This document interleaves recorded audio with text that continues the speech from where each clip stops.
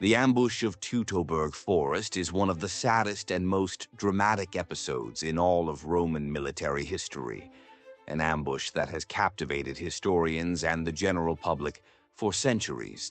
But what happened after that event, and what was Rome's reaction to regain its honor?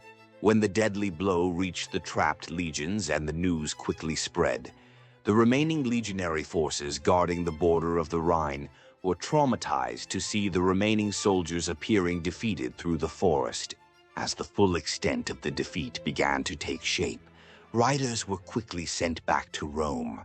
The message would take about 2 weeks to arrive, and not far from the bearer of the bad news, another ominous message would be found: the severed head of the same Varus, which had been sent by the Germanic tribes to Rome.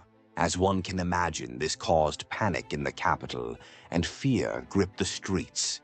A vast barbarian host would now see Rome itself in flames. The truth is that the more sensible ones did not give much credibility to such a scenario, but there was certainly a real threat against the empire. Every time Rome bled, its enemies became emboldened. Who knows what tribe would launch incursions now, or what mob would rise in rebellion?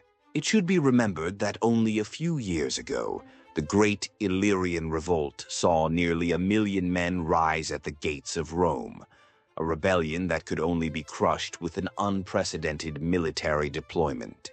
And now, just when things seemed calm, news of Teutoburg arrived. It is no wonder that the typically stoic Augustus began to break under the pressure. According to Suetonius, a Roman historian, he was so affected that for several months he did not cut his beard or hair, and sometimes he would hit his head against the door, cursing Varus. But it was time to act and regroup, and it seems that the first order of business for the empire was to assume a defensive posture. Augustus installed guards throughout Rome, expanded the mandates of provincial governors, and began mobilizing his forces. Meanwhile, in Germania, Arminius was busy plotting his next move with the Germanic tribes. They knew they had surprised Rome for a moment, and if they wanted to maintain that advantage, they needed to do something about it. So they set out to eliminate the remaining Roman presence east of the Rhine. They attacked settlements, outposts, and fortresses. There was only one strong Roman stronghold that put up resistance. There, the Germanic forces clashed with the defenders and suffered numerous casualties in the attempt. They then decided to besiege the fort to starve the Romans to death. However, during a stormy night, the defenders managed to flee to the Rhine, leaving the last imperial stronghold in Germania to be looted. But when the Germanic tribes attempted to move through the Rhine, they found themselves blocked by the now reinforced Roman defenses.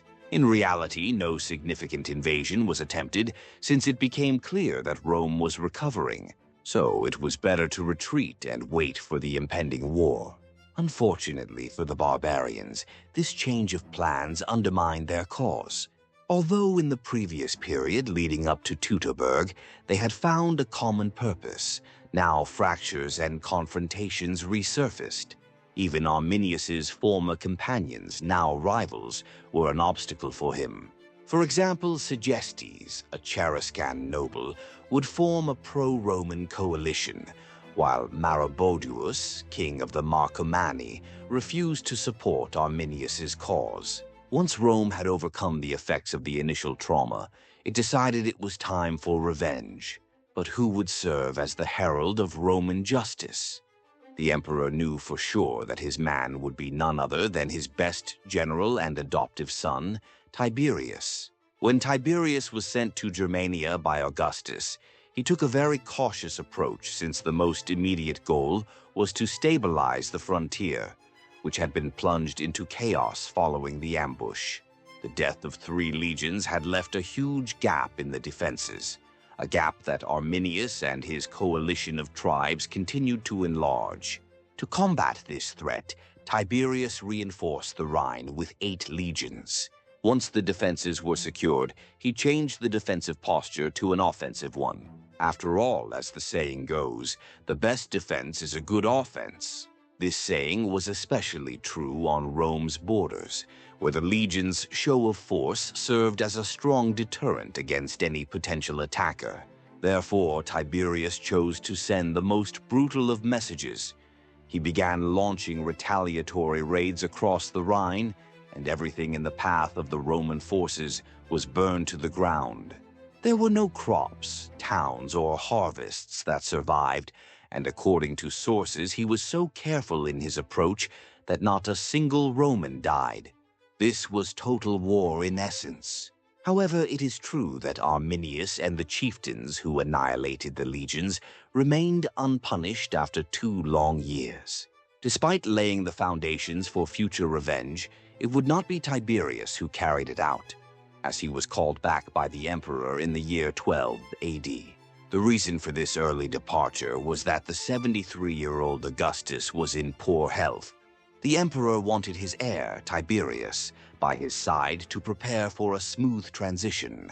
Upon his return, Tiberius celebrated a great triumph, and soon after, Augustus finally died, now leaving the throne to the ruler of the vast empire that stretched from the Atlantic to the Red Sea.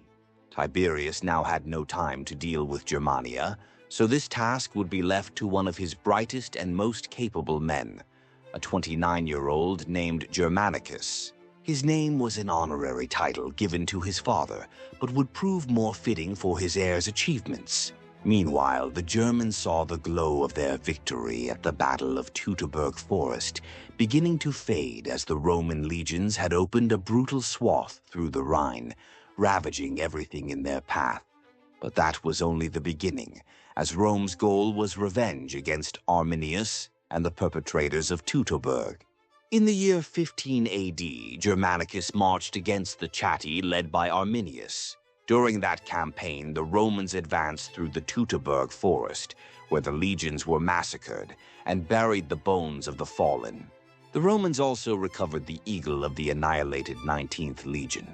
The skirmishes with the Germans were constant, and the Romans couldn't find a way to bring them to open field. But finally, Germanicus, with tactics and great skill, was able to force Arminius to fight in open field, giving rise to the legendary Battle of the Idistaviso. In this battle, the Romans defeated the Germanic forces, injuring both Arminius and his uncle Inguiomerus. After his success in Germania, Germanicus was called to Rome by Tiberius, where he celebrated a great triumph. At this point, Rome had regained its honor and quenched its thirst for revenge.